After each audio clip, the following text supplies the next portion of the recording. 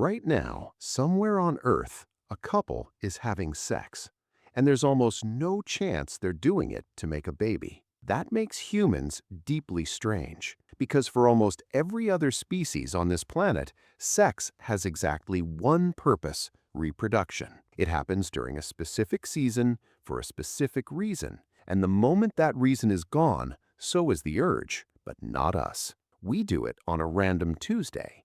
We do it when we know it can't lead to a child. We built entire industries, songs, religions, and wars around it. Somewhere in our past, sex stopped being just biology and became something else entirely. The question is, when? When did the animal that became us first start doing this for pleasure? To understand how strange we are, you have to look at everyone else first. Most mammals only mate when the female is fertile. There's a window, a season, a cycle, and outside of it, nothing happens. A deer doesn't get romantic in winter. The signal switches on, the animals respond, and when the window closes, the urge disappears completely. Sex, for most of the animal kingdom, is a scheduled biological event. Humans threw that schedule in the trash. We have what scientists call concealed ovulation. A human female gives off almost no obvious signal when she's fertile.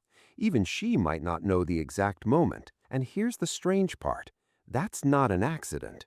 That's the result of millions of years of evolution quietly rewiring us. Somewhere along the way, hiding fertility became an advantage. And the moment fertility became invisible, sex stopped being about timing and started being about something we were doing all the time. But to find where this began, we have to go back way further than humans.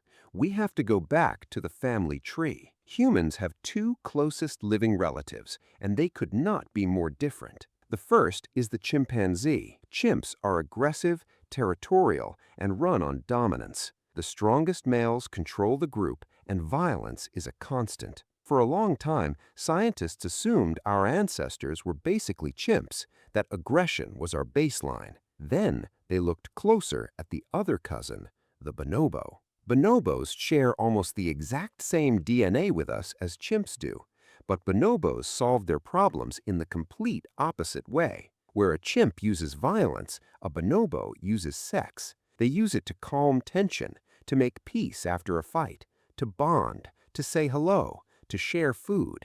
For bonobos, intimacy isn't about reproduction at all. It's the social glue that holds the entire group together. Think about what that means. Two species, almost identical to us genetically. One built its world around violence, the other built its world around pleasure and connection. And we are sitting somewhere right in the middle. The capacity for both is written into us, which means the roots of sex for bonding aren't a human invention at all. They're older than humanity itself. We inherited them. So if the wiring was already there, when did it become ours? Around 4 to 6 million years ago, our ancestors did something no other primate fully committed to. They stood up. They started walking on two legs. We usually talk about walking upright as a way to travel, to free up the hands, to carry tools. But it quietly rewired our intimacy too. Walking upright changed the human body, the angle of the hips, the shape of the spine, and crucially, it turned us toward each other. Most animals mate facing the same direction.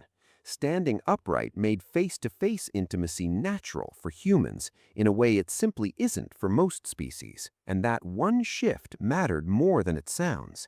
Because face-to-face means eye contact. It means reading expressions. It means connection during the act, not just the act itself. The body was slowly being shaped for intimacy that was about bonding, not just biology. But the biggest change wasn't physical, it was about survival, and it came down to one brutal problem: the human baby. Here's something that should be impossible. A human baby is born completely useless. A baby horse can stand and walk within an hour of being born. A baby deer runs from predators almost immediately. Almost every animal arrives ready for the world. A human baby can't hold up its own head. It can't walk for over a year. It can't survive for a single day on its own. By any natural standard, we're born far too early. Why? Because of two things colliding. We evolved big brains, which meant big heads, and we evolved narrow hips for walking upright. A fully developed human head simply can't fit through the birth canal. So evolution made a deal.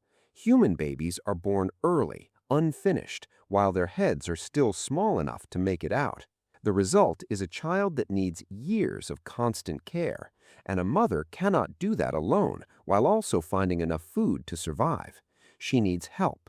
She needs a partner who stays. And this is where sex for pleasure becomes one of the most important survival tools in human history. A bond that lasts beyond a single fertile window. A reason for two people to stay together, to cooperate, to raise that helpless child through its longest, most vulnerable years. Pleasure became the rope that tied parents together long enough to keep the next generation alive. Sex stopped being a seasonal event. It became the foundation of the human family. If you don't believe that, your own body is carrying the proof. Look at the evidence built into human biology. We don't have a mating season. We're capable of desire year-round, something almost no other mammal can claim. Concealed ovulation means a couple can't simply mate on the right day, so staying close all the time became the strategy. And human intimacy is unusually private and personal compared to most animals, which mate openly without a second thought. Every one of these traits points in the same direction. Our bodies were shaped over millions of years for intimacy that was continuous, hidden, and bonding, not occasional and purely reproductive. This isn't a modern lifestyle choice, it's evolutionary hardware. And the deeper scientists look, the more they find the same answer.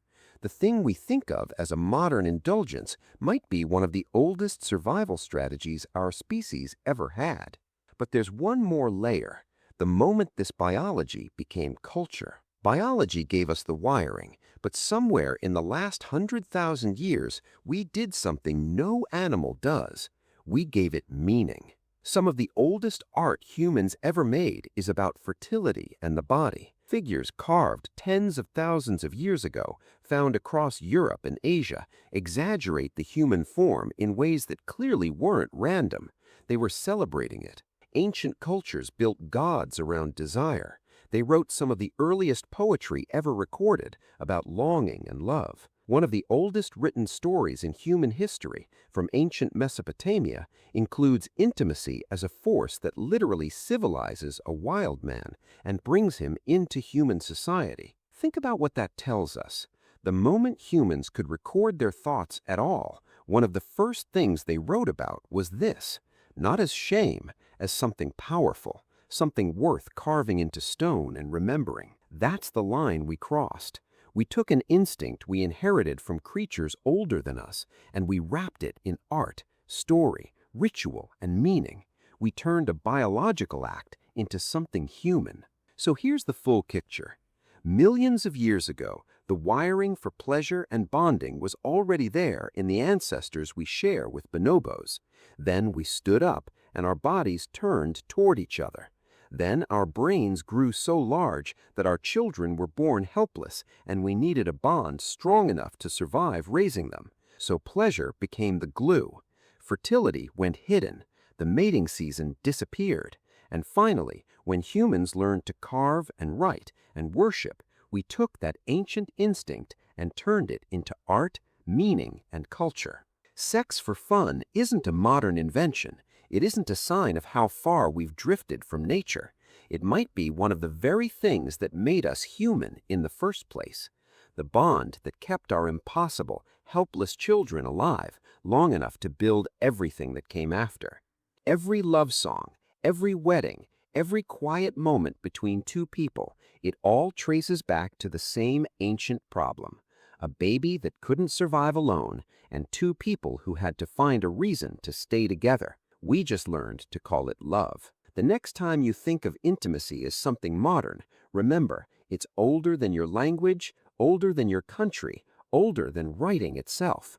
It was being shaped before our species even had a name for itself. We just learned how to give it meaning. And if there's a human behavior you've always wondered about, drop it in the comments. Your question might be the next video.